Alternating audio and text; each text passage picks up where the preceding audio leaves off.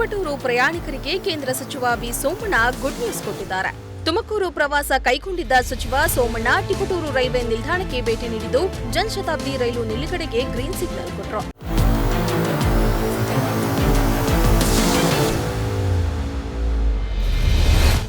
ತಿಪಟೂರು ಪ್ರಯಾಣಿಕರ ಬಹುದಿನಗಳ ಬೇಡಿಕೆಯಾಗಿದ್ದ ಹುಬ್ಬಳ್ಳಿ ಬೆಂಗಳೂರು, ಶಿವಮೊಗ್ಗ ಬೆಂಗಳೂರಿಗೆ ಪ್ರಯಾಣಿಸುವ ರೈಲುಗಳ ನಿಲುಗಡೆಗೆ ಕೇಂದ್ರ ರೈಲ್ವೆ ಸಚಿವ ಸೋಮಣ್ಣ ಹಸಿರು ನಿಶಾನೆ ತೋರಿಸಿದ್ರು. ನಾವು ಈ ಸಾರಿ ಒಂದೇ 6 ತಿಂಗಳಲ್ಲಿ 7 ತಿಂಗಳಲ್ಲಿ ಮುಗಿಸಿದ್ದೀವಿ ಇಡೀ ಭಾರತ ದೇಶದಲ್ಲಿ. ಏನು ಇಷ್ಟೊಂದು ಸಂಖ್ಯೆಯಲ್ಲಿ ತಾವು ಸೇರಿದ್ದೀರಿ, ನನಗನ್ನಿಸ್ತದೆ ಅಭಿವೃದ್ಧಿಯ ಪರ್ವ ಪ್ರಾರಂಭವಾಗಿದೆ. ಅದು ತಿಪಟೂರನ್ನು ಕೂಡ ನಾವು ಕೈಗೆತ್ತಿಕೊಳ್ತಾ ಇದ್ದೀವಿ. ನಿಮ್ಗೆ ಗೊತ್ತಿದೆ, ಕೊಬ್ಬರಿಯ ಬೆಲೆಯಲ್ಲಿ ಆಗಿದ್ದಂತ ಅನೇಕ ತೊಂದರೆಗಳನ್ನ ಅರ್ಥ ಮಾಡಿಕೊಂಡು ಅದ್ರ ಬಗ್ಗೆ ನಾನು ಹೆಚ್ಚಿನ ಆದ್ಯತೆಯನ್ನು ಕೊಟ್ಟಿದ್ದೀನೋ ಇಲ್ವೋ ತೀರ್ಮಾನವನ್ನ ನೀವೇ ಮಾಡ್ಕೋಬೇಕಾಯ್ತದೆ.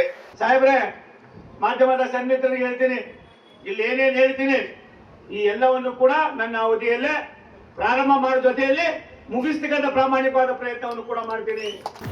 ಈ ವೇಳೆ ಮಾತನಾಡಿದ ಕೇಂದ್ರ ಸಚಿವ ವಿ ಸೋಮಣ್ಣ, ನಾನು ಸಂಸದನಾಗಿ 6 ತಿಂಗಳು ಕಳೆದಿದ್ದಷ್ಟೇ. ನಾನು ಅಂದುಕೊಂಡ ಎಲ್ಲ ಕೆಲಸಗಳನ್ನ ಶಕ್ತಿ ಮೀರಿ ಪ್ರಯತ್ನಿಸುತ್ತಿದ್ದೇನೆ. ಸದ್ಯಕ್ಕೆ ಈಗ 2 ಜನಶತಾಬ್ದಿ ಟ್ರೈನ್ಗಳನ್ನ ತಿಪಟೂರಿನಲ್ಲಿ ಹೆಚ್ಚುವರಿ ನಿಲುಗಡೆಗೆ ಹಸಿರು ನಿಶಾನೆ ದೊರೆತಿದೆ. ಮುಂದಿನ ದಿನಗಳಲ್ಲಿ ವಂದೇ ಭಾರತ್ ಟ್ರೈನ್ ಅನ್ನು ಸಹ ತಿಪಟೂರಿನಲ್ಲಿ ನಿಲುಗಡೆ ಮಾಡಲು ಹೋರಾಡುತ್ತೇನೆ ಎಂದಿದ್ದಾರೆ.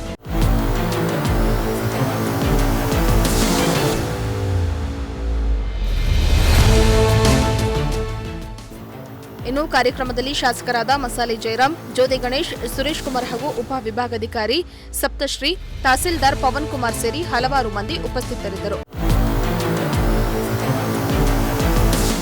ಇನ್ಮೇಲೆ ಶತಾಬ್ದಿ ರೈಲುಗಳಿಗೆ ನಿಲುಗಡೆ ಇರುವುದರಿಂದ ಪ್ರಯಾಣಿಕರಂತೂ ಖುಷಿಯಾಗಿದ್ದಾರೆ.